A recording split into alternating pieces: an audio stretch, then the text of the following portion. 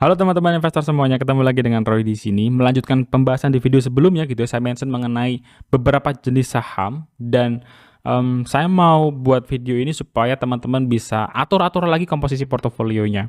Window dressing ketimbang window dressing yang biasanya diharapkan di akhir tahun, mungkin ini waktu kita untuk rebalance lagi gitu, yang ngatur-ngatur lagi portofolio kita dan kita mau belajar dari salah satu the top legend investor lah ya, Peter Lynch. So, disclaimer on dulu, konten ini sifatnya investment research ya teman-teman ya, bukan jangan jual beli ataupun bukan sebuah rekomendasi.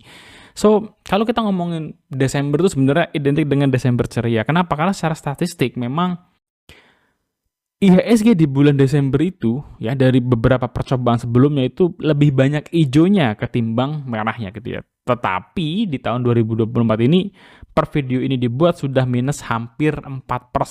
Ya, minus hampir 4% itu dibandingkan dengan IHSG yang lalu kalahnya hanya karena kalah pandemi di tahun 2020.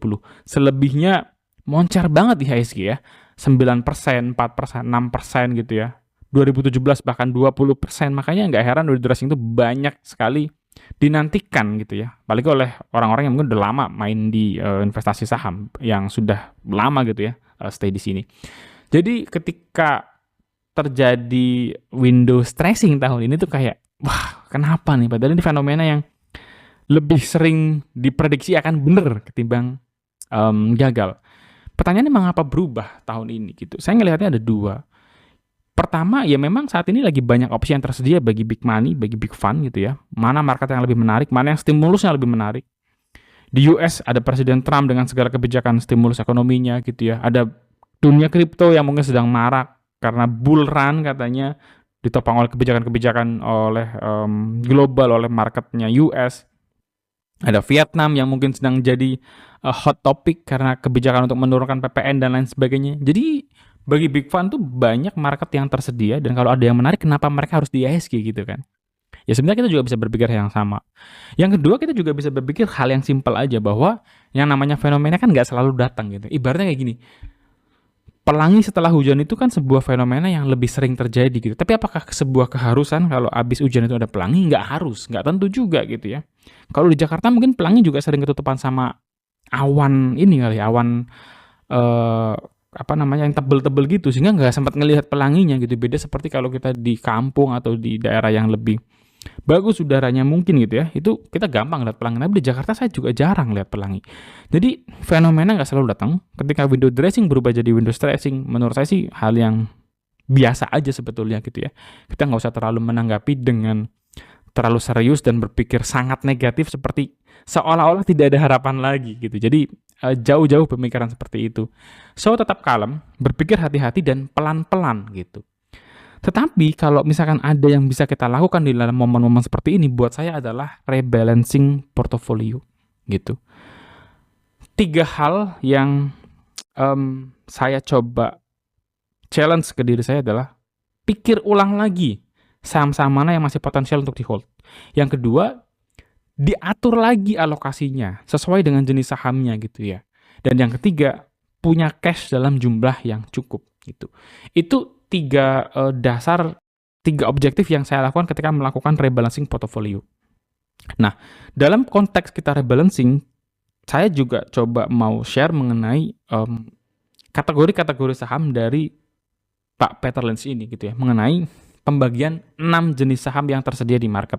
Nah, kenapa ini penting? Karena ini akan berkaitan dengan komposisi dasar dari pembagian portofolio kita. Alokasinya itu berapa persen, kita akan petakan dari sini.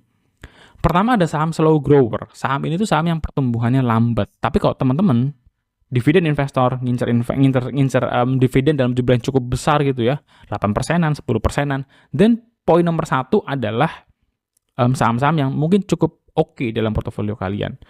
Perusahaannya sudah mapan, ya sudah besar, cuman sayangnya itu adalah pertumbuhannya yang mulai melambat gitu ya. Pertumbuhan mulai melambat, teman-teman bisa cek EPS-nya. Kalau earning per share-nya mulai menurun, ya mungkin ini ciri-ciri sahamnya sudah mulai melambat gitu ya. Atau yang kedua ada saham dengan tumbuh sedang, saham stalwarts gitu ya. Saham ini itu sebenarnya perusahaan yang juga sudah mulai mapan kok gitu ya. Dia salah satu leading di bidangnya, tapi masih punya ruang pertumbuhan karena berbagai faktor. Misalnya apa? Misalnya perusahaan ini baru kuat di area Jawa, Sumatera, padahal kita masih ada Kalimantan, masih ada Sulawesi, bisa menjadi lahan baru gitu ya. Nah itu perusahaan yang sudah cukup mapan tapi masih punya room of growth bagus. Proyeksi pertumbuhannya di atas 10% dan saham-saham ini pun juga masih bisa mempertimbangkan dividen gitu. Contohnya apa? MPMX misalnya, dividennya lumayan. Apakah saham ini saham yang sudah terlalu besar? Enggak, dia masih punya room of growth gitu ya. Apalagi kalau bisa buka lahan-lahan baru ya. Saya lihat MPMX juga nice gitu. Jadi teman-teman tinggal atur-atur mana yang cukup bisa bertumbuh lagi gitu ya. Atau benar-benar kalian coba mengandalkan dividennya gitu. Nomor 3 ada fast grower. Fast grower ini lincah sekali karena dia belum sebesar yang lain. Tapi nggak menutup kemungkinan juga giant company itu tumbuh luar biasa gitu ya. BBRI itu beberapa kali mencatatkan kinerja yang luar biasa, naik 15-20% BBCA. Ya, hal itu terjadi kenapa? Karena mereka benar-benar mampu perform dengan bagus, mampu memanfaatkan modalnya, mampu memanfaatkan asetnya. Sehingga ketika melakukan itu, giant company pun masih bisa perform dengan seolah-olah mereka ini fast grower gitu. Dan saham-saham ini tuh bisa dari saham industri manapun, nggak harus di industri yang sedang rising atau nggak harus di industri yang teman-teman nggak harus menghindari industri yang sedang sunset misalnya. Misalnya apa? Industri rokok itu kan sedang sunset gitu ya. Orang bilangnya rokok sunset gitu ya.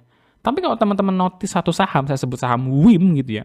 WIM itu industri rokok memanfaatkan keunggulan dari jumlah pajak yang berbeda dengan industri rokok mesin. WIM tiba-tiba menjadi saham yang fast grower gitu. Ya, itu contoh memanfaatkan industri yang sedang sunset, tapi ada satu emiten yang mampu perform lebih baik daripada kompetitornya. Atau nomor 4 adalah saham cyclical. Saham cyclical itu benar-benar mengandalkan momentum khusus untuk bisa perform. Karakternya price taker, jadi dia tidak bisa menjual harga barangnya itu seenaknya sendiri gitu. Seenaknya sendiri itu bukan berarti tidak berkompetisi gitu, tapi misalnya gini, Indomie mau naik dari 2.500 ke 2.700 tinggal naik-naik aja ya kan. Mau naik lagi ke 3.000 juga tinggal naik-naik aja sebenarnya. Tapi kalau price taker mana bisa, karena harganya terbentuk di market, jadi mau yang nambang siapapun, ujung-ujungnya akan dilihat jenisnya seperti apa dan harga yang terbentuk di market seperti apa. Nah, saham yang seperti ini tuh butuh conviction yang besar banget untuk bisa masuk di harga yang terendah. Contoh, Pak Loh Kek Hong itu kenapa saya sangat salut sekali dengan beliau adalah dalam kondisi harga batu bara di bawah $40, perusahaan itu bener-bener ancur-ancuran gitu ya. Bisa beli Indika Energy di harga Rp100 itu conviction-nya nggak main-main loh. Conviction bahwa batu bara masih dibutuhkan, conviction bahwa batu bara tuh one day akan mahal lagi. Itu bukan hal yang sederhana teman-teman. Dan masuknya bukan masuk 100-200 juta men, masuknya itu miliaran. Jadi ngeri sekali conviction-nya, mengerikan gitu ya. Menyala lah kalau bahasa zaman sekarang itu. Jadi kalau mau masuk di saham cyclical, mau ngambil potensi risiko yang beggar-beggaran, multi beggar-beggar, ngambilnya bener-bener di buy in the dip gitu ya. Butuh conviction yang sangat-sangat besar. Nomor 5 ini saham turnaround. Perusahaan yang sedang berusaha berjuang untuk bisa keluar dari situasi yang sulit gitu ya. Lagi ada sentimen negatif, tapi sebenarnya sentimennya itu sentimen yang bisa diproyeksi, lebih mudah diproyeksi ketimbang cyclical ya.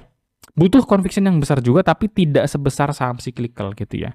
Risikonya besar, tapi potensi bagiernya juga besar. Atau nomor 6, saham yang ngandalin aset untuk naikin kinerjanya gitu. Misalkan apa saham-saham banking yang asetnya gede. Ya, saham-saham properti yang asetnya gede-gede, beli tanahnya di harga murah, potensi jual di harga mahal. Ya, asetnya besar sama dengan potensi revenue-nya besar.